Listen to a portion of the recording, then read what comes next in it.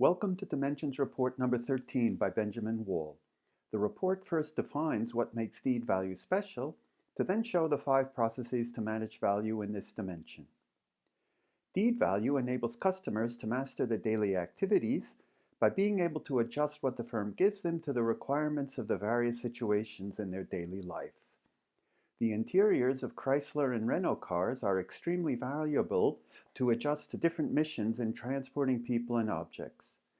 The Amazon website adjusts to the specific shopping mission of the customer on the day. The UTC smartphone has a diversity of functions and can be individually configured to better support daily communication activities. In B2B, KPMG adjusts its own strictly planned workflows to the situation at individual client firms so that its findings and support can optimally confirm, assist, integrate into, or develop the client's workflows and financial accounts. Thus, deed value offers the best to use. In the 5D value management framework, 4 processes determine the offers to meet customer preferences, and they are aligned by the steering logic of the 5th process, which has 5 elements. I begin with the first process and its steering. The first management process matches the value offers to customer preferences in the market. In the deed value dimension, the offer to customers is a kind of platform of adjustable resources supported with tools and information plus the leeway to decide for themselves about how best to make use of the platform.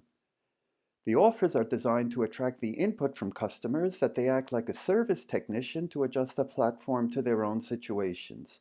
This optimization is of course to their own benefit, but also in fact enables the firm to actually deliver on its value offer of adjustability. The customers themselves perform this service, so to say, to complete the value offered by the firm. The offers and inputs are shaped in the steering logic by the market fit construct, which in the deed dimension is intrapreneurship. The firm's personnel act like internal entrepreneurs who detect market holes, that is, previously unaddressed demand. They design the offer to cover the hole and organize the inputs empowered to generate the value offer, managing each opportunity like a separate venture. Thus, the relations to customers are managed in this way.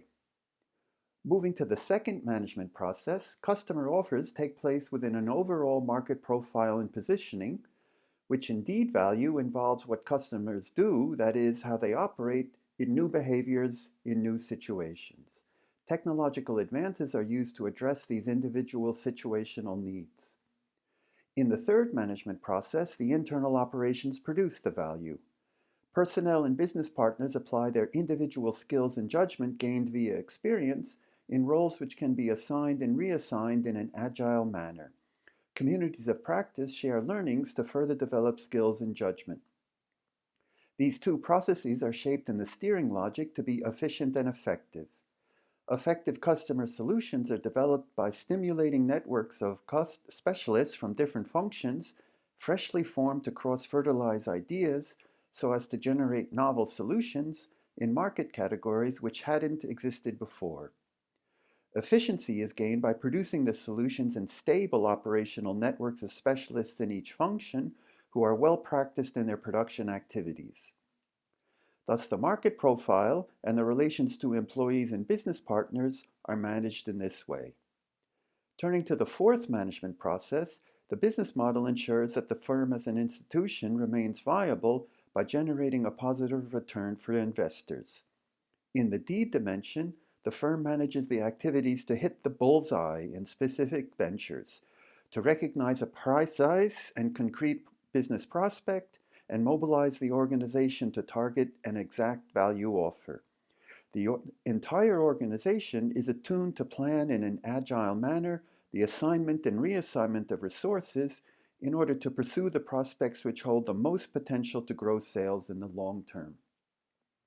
The profitability of the business model is overseen in the steering logic, which is the long-term margin.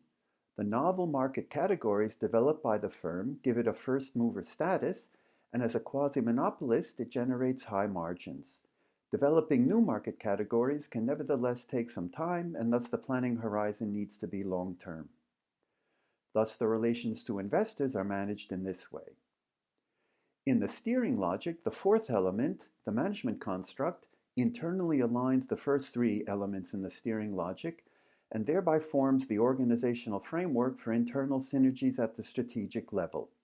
The market construct does the same externally. In this way, managers steer the entire organization. In the D dimension, managers internally steer agile platforms of personnel, processes, systems, and infrastructure, which are directed and redirected into networks for the new ventures as they develop. Externally, supply and demand for the new innovations are steered to build up to a substantial volume and thereby develop into a viable market category. Thus, the firm is comprehensively oriented to deed value with a consistent market profile, aligned management processes, and managing the interests of key stakeholders. For more information and publications, see videos on this channel and visit my website.